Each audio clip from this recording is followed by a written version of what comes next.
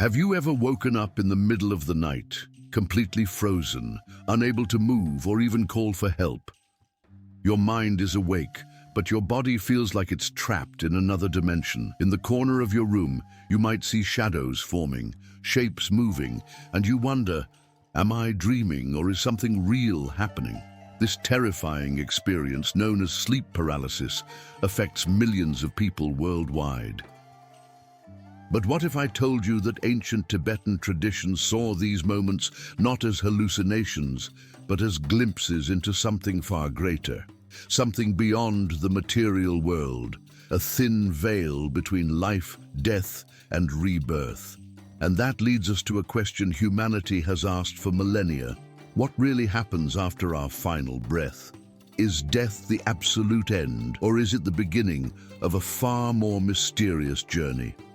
Today, we're diving into one of the most profound and mystical texts ever written, the Bardo Thodol, also known in the West as the Tibetan Book of the Dead. But don't let the title fool you. This isn't just a religious manual or a cultural artifact. It's a spiritual guide, a sacred map meant to assist a soul as it navigates the realms after death. Tibetan monks believe that reading these sacred words to a dying person can help guide their consciousness through the unseen worlds that unfold beyond our physical senses. In this belief system, death isn't a wall, it's a doorway, and the way we walk through that doorway shapes our destiny beyond anything we can imagine. Interestingly, modern science isn't entirely dismissive of these ideas. Studies on near-death experiences, NDEs, real cases recorded by researchers at institutions like the University of Virginia, reveal that thousands of people across cultures describe similar visions of intense light, a deep sense of peace, and even life reviews. These accounts echo the experiences outlined in the Bardo Thodol, written over 1,000 years ago. Could it be that ancient wisdom glimpsed what modern science is only now beginning to rediscover? Get ready to step through a portal where ancient teachings and modern questions meet.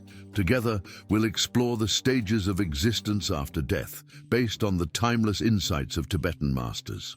And who knows that by understanding what may come after, we might just discover a whole new way of living before that final moment arrives. It all begins with silence, a silence so deep it seems to erase everything you've ever known.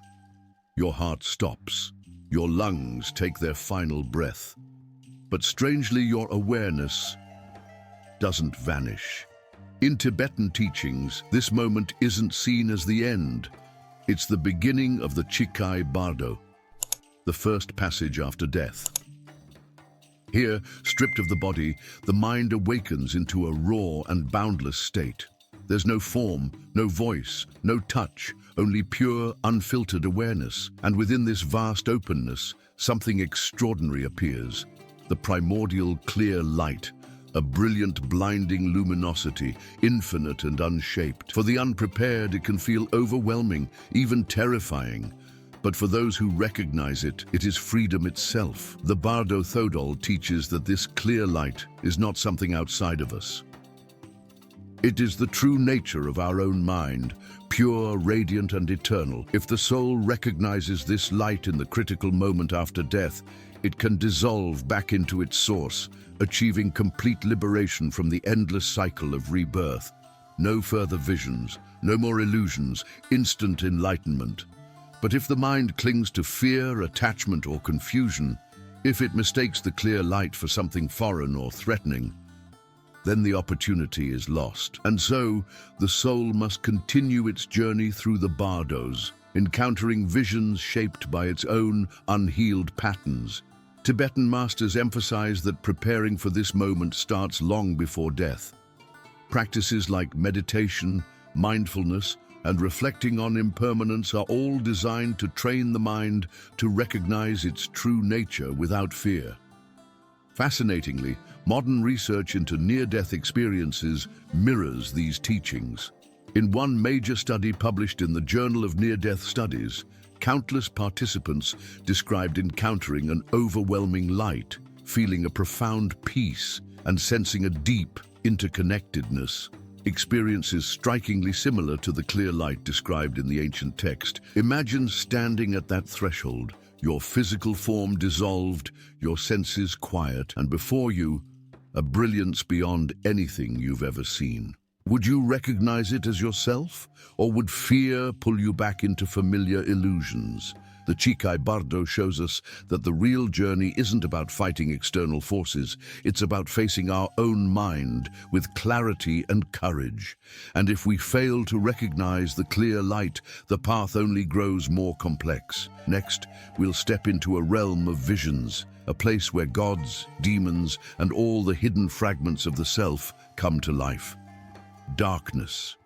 After the dazzling brilliance of the clear light, a different landscape begins to unfold.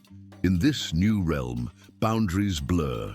Shapes, faces, and worlds arise, not from some external creator, but from the depths of your own mind. Welcome to the Chonyid Bardo, the second stage of the after-death journey. Here, reality becomes fluid. There are no physical laws, no solid ground. Everything you encounter is a projection, a vivid reflection of the deepest layers of your consciousness. Psychologist Carl Jung once said, "Until you make the unconscious conscious, it will direct your life, and you will call it fate." In the Chonyid Bardo, that truth is no longer theoretical, it becomes your lived experience. The visions you meet here fall into two powerful categories: peaceful deities and wrathful deities. At first, the soul is greeted by luminous, compassionate figures, representations of wisdom, love, and enlightened aspects of the mind. They offer serenity, hope, even liberation.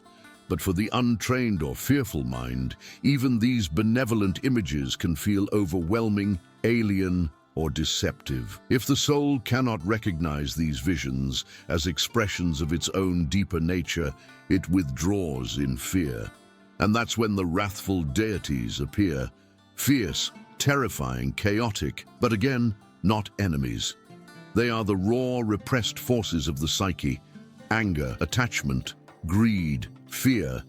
They're not here to punish, but to reveal what still binds the soul to suffering. Think about the most vivid dream you've ever had, a dream where fear felt real, where you forgot you were even dreaming. The Chonyid Bardo magnifies that experience 1,000-fold. In fact, modern studies on lucid dreaming, including research from Stanford University, show that once people realize they're dreaming, they can shape or escape even their worst nightmares. In the Bardo, the principle is the same. Awareness is your power. If the soul recognizes that all visions, peaceful and wrathful, are mind-made illusions, they lose their power. The soul can move toward liberation. But if fear takes hold, if you believe the visions are real, if you run or cling, you remain trapped in the cycle. The Chonyid Bardo teaches that the mind itself is the battlefield. And the choices made here, in these fleeting, intense moments, determine whether the soul rises into freedom or sinks deeper into illusion. Now the path tightens.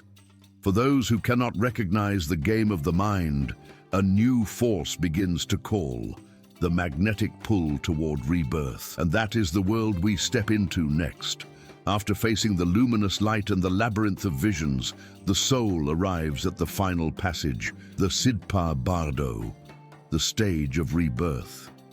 Here there are no longer overwhelming deities or dazzling lights. What remains is something even more powerful: desire. The consciousness, still unbound by a physical form, feels an irresistible pull, the craving to exist, to continue, to become once again. It's not a logical choice. It's an ancient instinct, a gravitational force born from everything unresolved within the soul. And that force, pure, raw, and magnetic, begins to shape the next life. In the Sidpa Bardo, according to the Bardo Thodol, visions arise of couples in intimate union, symbolic gateways into new life. Driven by emotional currents and karmic imprints, the soul is drawn toward a new womb, a new existence. But the soul is not selecting a body like picking a new outfit. Instead, the attraction is unconscious, dictated by unresolved fears, desires, and attachments. If the soul clings to these visions with craving or confusion, it's pulled into rebirth, often into circumstances that mirror its inner struggles. Yet, if awareness and detachment are maintained, even in this final chaotic moment, liberation remains possible. The choice is subtle but monumental. Modern research on past life memories supports the ancient insights of the Sidpa Bardo. Dr. Ian Stevenson, a psychiatrist at the University of Virginia, documented over 2,500 cases where young children spontaneously recalled detailed memories of past lives. Many of these children identified places, people, and events they had no way of knowing, suggesting that consciousness might indeed continue beyond death, carrying karmic impressions into new forms. These scientific investigations hint that rebirth isn't just mythology. It may be an integral part of human existence. But here's the critical question. Are we choosing our next life, or are we being pulled by forces we refuse to confront? The Sidpa Bardo teaches that the state of mind at death determines everything. A mind clouded by fear or longing tumbles into another existence, repeating old patterns. A mind awake and unattached can step off the wheel entirely. In this view, every moment of life, every choice to cling or to let go, is a rehearsal for the moment of death. And so, the cycle turns. Unless we awaken, unless we break free, we are destined to return again and again, chasing shadows we never dared to face. But for those who learn, who prepare, who remember, even the pull of rebirth can be overcome. In the end, life and death are not opposites. They are two sides of the same endless dream. And so, our journey draws to a close. Or maybe it's only just beginning. After walking through the mysteries of the Chikai Bardo, confronting the visions of the Chonyid Bardo, and feeling the magnetic pull of the Sidpa Bardo, one truth emerges. Death is not the opposite of life. It's a continuation. The body falls away, but awareness remains.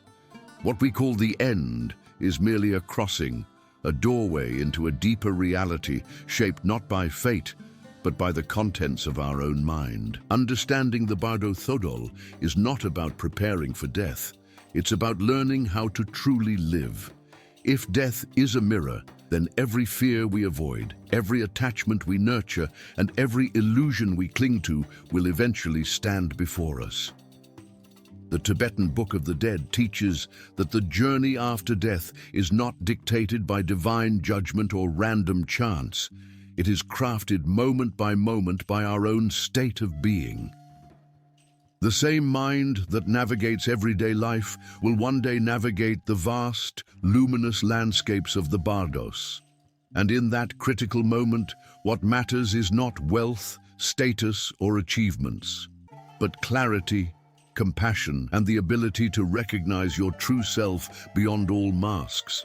Maybe the real question isn't what happens after death, but rather, are we awake enough now to meet it without fear? Preparing for death is not morbid, it's a radical affirmation of life. By facing the reality of impermanence, we can live with greater purpose, deeper presence, and unshakable love. As Ram Dass once beautifully said, "When you die, the only thing that matters is how much you loved." In that spirit, the teachings of the Bardo invite us to love more fearlessly, live more consciously, and awaken before the final transition comes. If this exploration into the unknown resonated with you, share this video with someone you care about. Let's spread this wisdom together.